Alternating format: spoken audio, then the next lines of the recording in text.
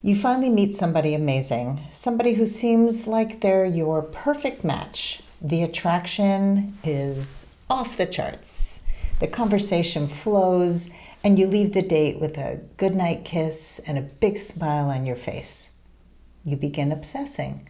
You can't get this person out of your mind, and you can't wait to see them again. You're thinking, I met a unicorn. I met the one. Or maybe not. Obsessing after a great first date, you're not alone, and it's important not to get carried away after that initial date. And here is why. Sometimes we obsess over a great first date because it's been so long since we have felt any connection at all, any attraction. And often we have dating fatigue, and this person seems to have a great personality and seems to tick all of our boxes. Whatever the reason, if you are looking for love and you think you found it, you get excited. Why wouldn't you?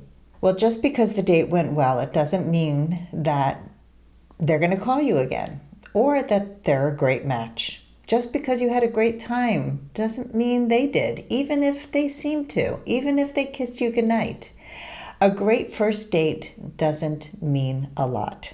You don't know them well enough to decide that they're the one, which is why it's important to slow down. Here are 3 signs that you're obsessing after a great first date. Number 1, you keep checking your phone waiting for them to text or ask you out again.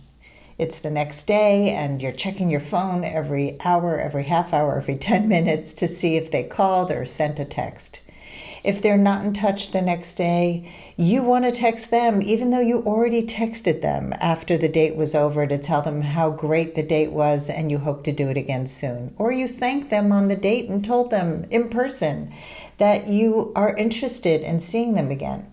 This constant checking of your phone is crazy making. Number 2, you stop dating other people. You're so sure that this person is so special that you stop responding to other people who are interested in you. But you don't know the person that you dated well enough to shut down other dates, and this can sabotage your love life. Number 3, you make up stories about them. You create stories and excuses about why they haven't texted or called yet.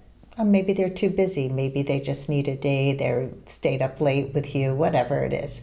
Or you create stories about something you might have done wrong on the date. You're playing out the whole date and you're ruminating and why wouldn't they call me? Maybe I said the wrong thing. Maybe I'm not pretty enough, thin enough, smart enough, wealthy enough. You could make yourself crazy. Or you make stories up about them and their character and personality. You fill in the blanks and you make up stories about how amazing they are, even though you don't know them yet. All of these kinds of stories are simply stories and not facts. When you've already created a future before there's even a present with this person, it can be hard to cool your jets. So here are 3 ways to stop obsessing and come back to reality. Number 1, remember you don't really know them. It was just one date. You don't know this person. It is so easy to show up as this shiny person, charming, sweet, attentive, sexy on that first date. But sustaining good character is another story. So remember, you barely know them. You were excited. You hoped that they might be the right match, but they also might be very wrong for you. Number 2, keep dating other people. Don't shut down your profile after one great date. Keep your options open until you really know somebody. Go on more dates with other people, as dating is about discovery. It takes time to decide if somebody is right for you. Discover, don't decide on first dates. And number 3, live your best life. Continue to live your life as you did before you had this great date. Go out with friends, meet new people, do things you love. You'll obsess less over one person when your life is filled with activities, people, work that you love. Many of us have obsessed over one great date at some point in our lives, and that's because we're hopeful. We want to be in love. So be proud that you have the ability to open your heart, even if it's just for a short time, and reserve your full open heart for somebody who shows you over time that they really can be your person. And until then, have fun dating.